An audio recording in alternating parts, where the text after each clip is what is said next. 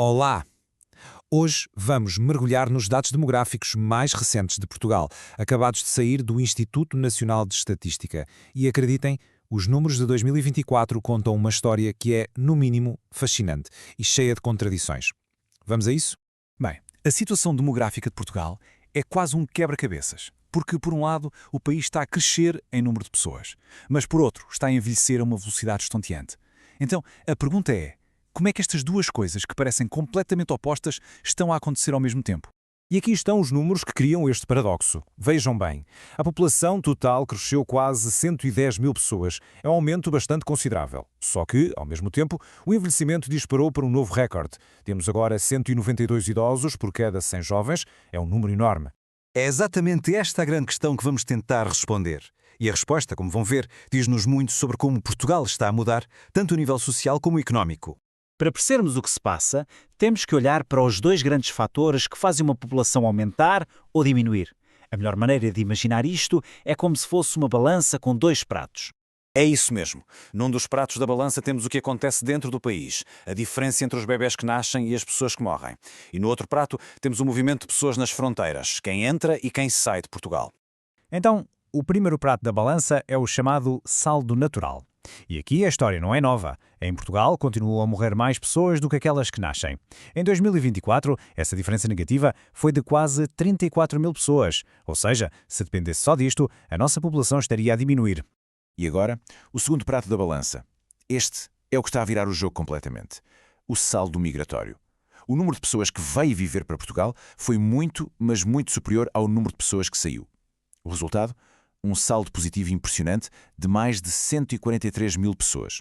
E este gráfico, olhem, explica a primeira parte do nosso paradoxo de forma claríssima. As barras azuis, que são imigração, têm tanta força que não só anulam o efeito negativo das barras laranja, como ainda fazem a população crescer.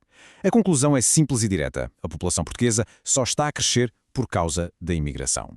Ok, a questão do crescimento está resolvida, mas agora vamos olhar para o outro lado da moeda, que é igualmente importante, o envelhecimento da população, que, como vimos, não para de se agravar. Esta imagem é incrível porque mostra exatamente o que está a acontecer. A nossa pirâmide populacional está literalmente a ficar invertida. Reparem, na pirâmide laranja de 2024, a base, que são os jovens, está muito mais estreita e o topo dos mais velhos alargou imenso, e isto em menos de uma década.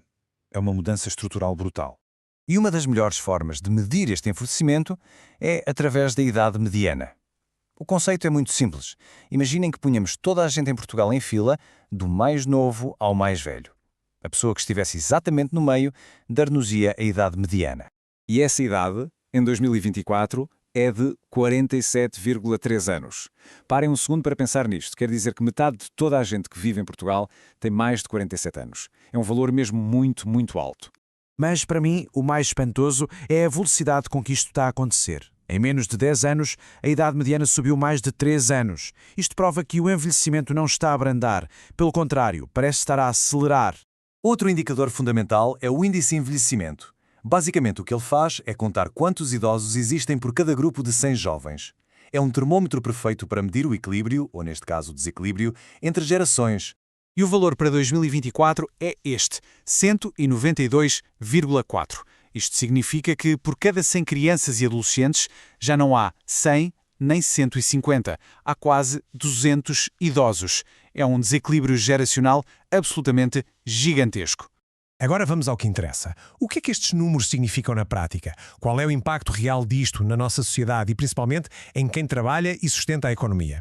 Porque, no fundo, isto não são só estatísticas, estes números têm consequências diretas na sustentabilidade da segurança social, na pressão sobre o Serviço Nacional de Saúde e, claro, no futuro do mercado de trabalho. Para medir essa pressão, usamos o Índice de Dependência Total. O que ele faz é comparar o número de pessoas que, em teoria, não trabalham, os mais novos e os mais velhos, com o grupo de pessoas que está em idade ativa. E como podem ver na tabela, a tendência é óbvia e sempre a subir. Em 2015, cada 100 pessoas a trabalhar sustentavam, em média, 54 dependentes. Agora, em 2024, esse número já vai em quase 59. Dito de outra forma, o fardo sobre a população ativa é cada vez maior. E este aumento todo aconteceu num espaço de tempo muito curto, o que torna a pressão ainda mais intensa. E se quisermos espreitar o futuro? Bem, o índice de renovação dá-nos uma pista muito boa. Ele compara os jovens, que estão agora a chegar ao mercado de trabalho, com os trabalhadores mais velhos que estão quase a sair para a reforma. Se o valor fosse 100, tínhamos uma substituição perfeita. Mas o valor 2024 é de apenas 77,4. A conclusão aqui é preocupante. Por cada 100 trabalhadores experientes que se reformam, só estão a entrar 77 jovens para os seus lugares. A nossa força de trabalho, por si só, não se está a conseguir renovar.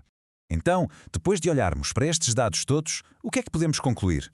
A demografia de Portugal está numa verdadeira encruzilhada, a ser puxada para lados opostos por estas duas forças que estão a definir o nosso presente e a moldar o nosso futuro. E esta é a grande questão que fica no ar. Neste momento, a imigração é o que está a impedir a população de diminuir e a ajudar a economia. Mas será que este modelo é sustentável a longo prazo? Isto levanta debates muito importantes sobre integração, sobre políticas públicas e sobre que futuro queremos construir. É sem dúvida um debate em aberto e absolutamente crucial para o país. Obrigado por terem acompanhado.